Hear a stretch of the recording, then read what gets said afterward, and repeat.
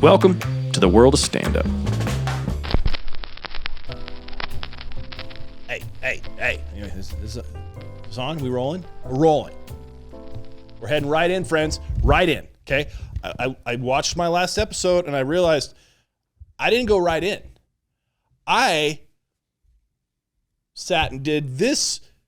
I'm doing it again. Let's head right in, okay? It's Top Gun weekend, friends. Dude, Top Gun came out, the second one, clearly.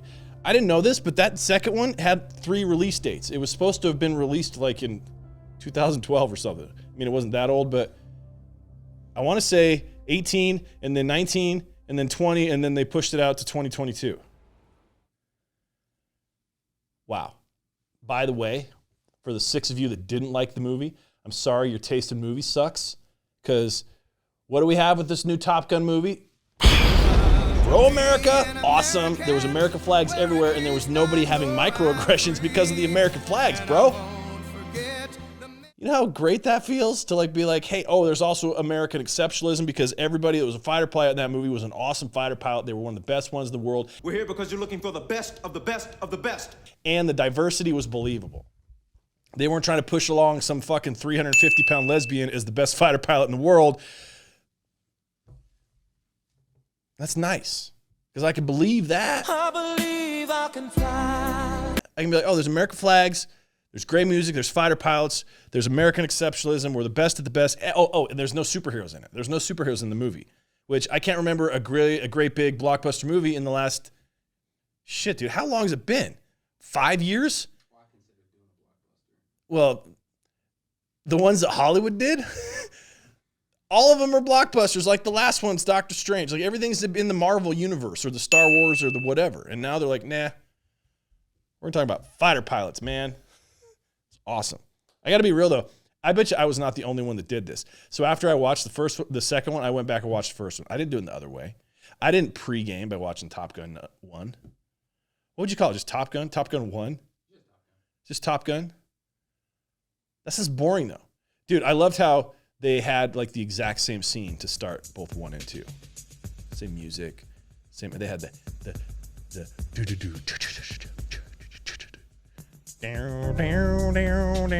it was awesome. Wish I could be part of that world. What would I give? Yeah, I watched the second one and I'm like, oh yeah, I love the first one. Let's go back and watch the first one. I think actually as a child, Top Gun was the very first movie my parents ever bought on VHS.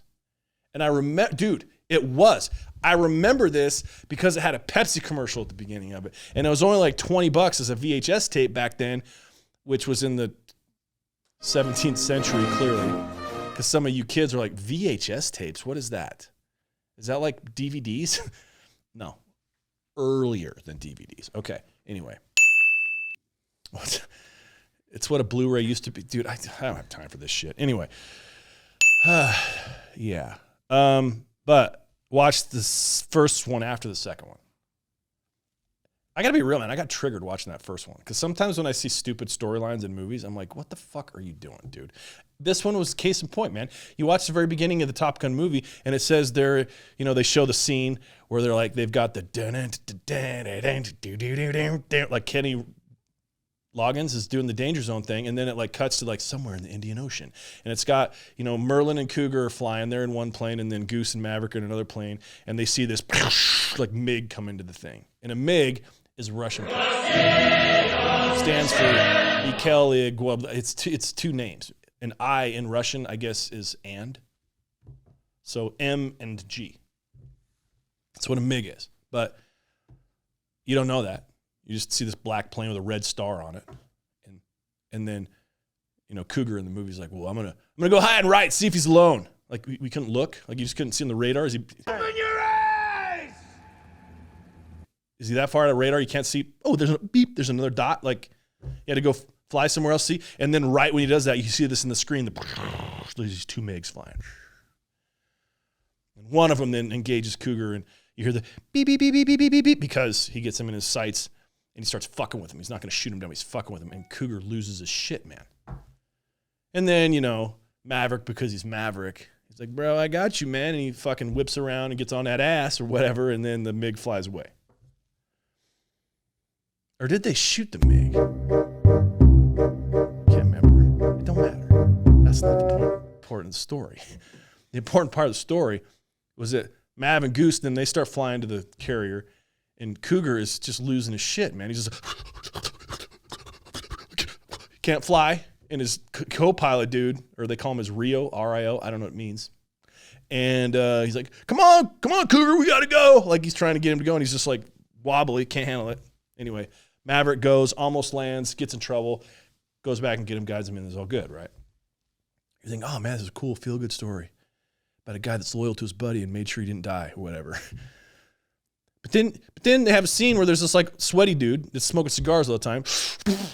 God damn it. Like that's what he says 6 times in the movie. He smokes a cigar. He's oily as shit, which by the way, the reason why everybody in Top Gun movies are oily isn't because of anything other than that they have testosterone running through every pore of their body and they're in human rooms. And the combination of the two equals 2 things, hard-ons and sweats. Thank you, Hollywood, for not letting us see the first one on the old bald guy. I digress. So maybe. I didn't want to see it. I just knew it was possible because I know what testosterone does to the male body. That's all it is, okay? That's why the one dude further on in the movie is like, MiGs are getting close. I think I'm getting hard on. Dude, the evidence is there, man. It's all there. You just got to watch for it. My point is this. Maverick and Goose are getting yelled at for the flyby thing where they didn't land and went back to get Cougar. And he's like, I can't believe I got to tell you guys this. I'm sending you to Miramar. You get to go to Top Gun. It's affecting me so much right now, I'm coughing because it bugged me. I'm like, so what would be bugging about that, Bryce? Nothing would be buggy about that. This is what bugged me, is that he goes, Cougar was best pilot. He lost his wings, turned him in. Now it's you guys. And I sit back and I go, wait a second. The guy that's the best pilot in the squadron or fleet or whatever in this part of the Navy is the one that lost his shit. How are you the best if you lose your shit? How are you the best if you're that close to losing your shit, man? Like, I keep thinking about, like, George St. Pierre, like, he is a paper champion. Like, he's not the real champ, dude. I bet you'd never seen combat, dude. Like, and then Maverick's number 2, and he just finally gets to go there because this dude, like, cracked himself, getting a little spooked behind a MiG. You suck! Look, I know I'm overreacting. This is the fucking movie. I get it. It's a movie. But I'm watching the scene. I'm like, why is he freaking out so bad? This dude. You suck! I know. The Man in the Arena poem's going through my head. I'm not a fighter pilot. I'm not even an actor playing a fighter pilot in a movie, so I don't know what he was going through. I will tell you this, though. Being here in the state of Utah and quite literally not having had a spring, one of the things I loved about watching the new Top Gun movie is the gorgeous vistas of weather. It's blue skies all the time. They're in California. They're like close to San Diego. It's Fighter Town, USA. Everybody knows this. And it's always sunny. And I, yesterday, woke up to snow and 38-degree weather in the May. Dude, we've had no fucking spring. Like, no spring. And I don't want to sound misogynistic or, like a dick, but Mother Nature, there's a reason why they call it Mother Nature, okay? There's they would never be able to get away like calling this Father Nature because for damn well, if it was Father Nature, dude, spring would start in March, June 1st is summer. Hey, you know what we're going to do? We're going to go June 1st summer, weather acts accordingly. You're going to have a spring. We're going to do the fall thing. Like it would be just religious in its excellence as far as like the timing. Mother Nature, not here in Utah, dude. She's like, you know what, Winter? You did so good. We're going to keep you. I'm not going to bench you yet. We're going to have you stay in that starting 5. Hey, Spring, you sit your ass down, dude. I want you to think about what you did last year. Like,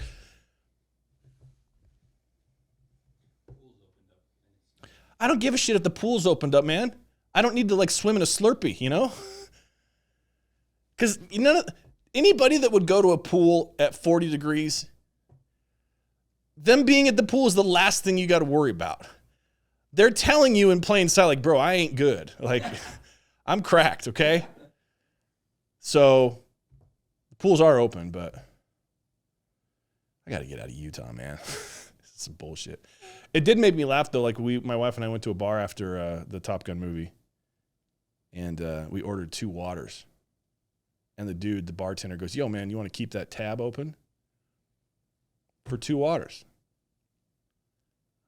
And I said, I can't believe I said this. I said, "Nah, I'm good.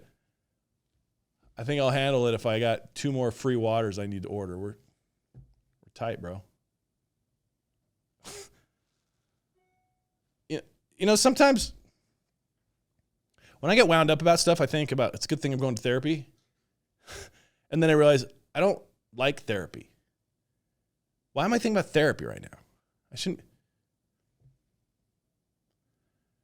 I go to therapy. It's the concept of therapy it's kind of bananas to me. Because you go and you sit in a room with a stranger that you literally, up until the time that you like talk with this dude, you have no idea if he can help you or she or they or whatever they are. You see a plaque on the wall saying, "Oh, you went to the school of therapy," and they've got a bunch of letters after it. Like that's supposed to fucking mean something. They could literally need more therapy than you, and you're there paying them to help you. That doesn't sound very inspiring, you know? I don't like therapy. I was thinking about like, so if you there's this concept in neuro-linguistic programming that's called chunking down, right? I won't get into it, but if you chunk down exactly what therapy is, you see an individual that has something that you want or need, and you're willing to pay them for that. You know what else has that same description? Hooking, prostitution. So in a way, when you go into your therapy, dude, you're paying them for some sort of supposed connection or understanding or help. When you pay a hooker, you're paying them for some sort of supposed connection or help. And then my brain starts hurting when I go, well, what if a hooker needs a therapist and the therapist needs a hooker? Did we just solve world hunger, dude? Is this like is this what highly evolved people figure out? Like it's a constant symbiotic like trading of goods and services based off need? The hooker is like, "Wow, this is great." He's like, "I see you. I understand your plight." "Yeah, it's because I got this big fat hairy guy on top of me and it doesn't feel good." "Yeah, that must be really difficult." "Oh, this feels amazing."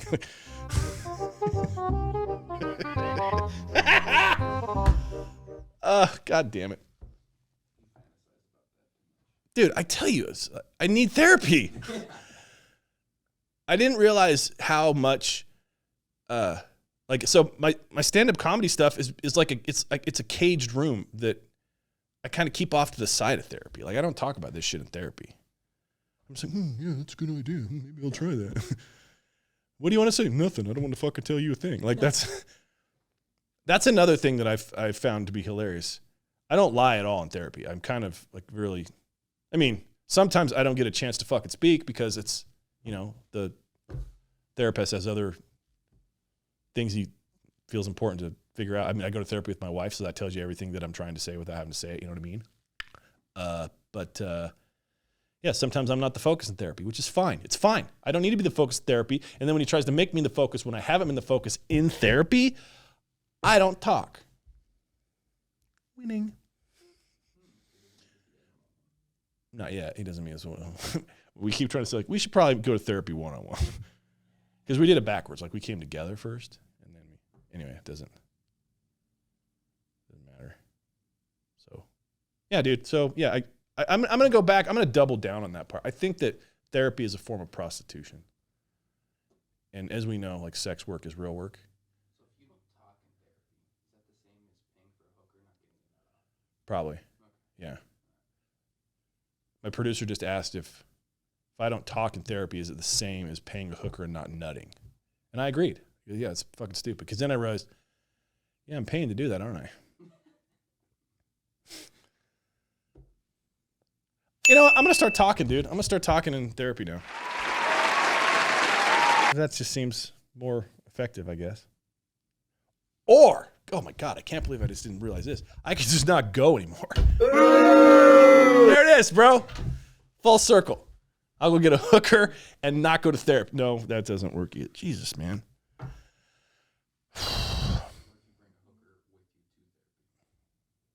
I think that's a great idea because then you could say, hey, therapist, I've got my friend over here.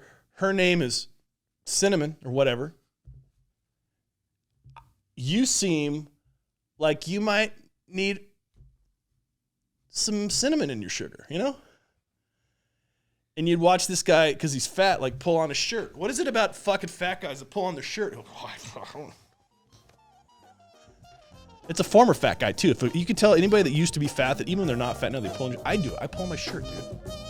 I got abs, dude. I need to pull on my shirt. Dude, my fucking producer just did. He's pulling on his shirt. Former fat guy. I don't want my Dunlapping over my whatever. Yeah, former fat guy problems, dude. We get it. Anyway, let's wrap this up, man. Everybody needs to go to therapy. And Mother Nature is a fucking crazy person. That's all I got, man. Anyway, thanks for listening to Stand Up. Like, share, subscribe, the whole thing.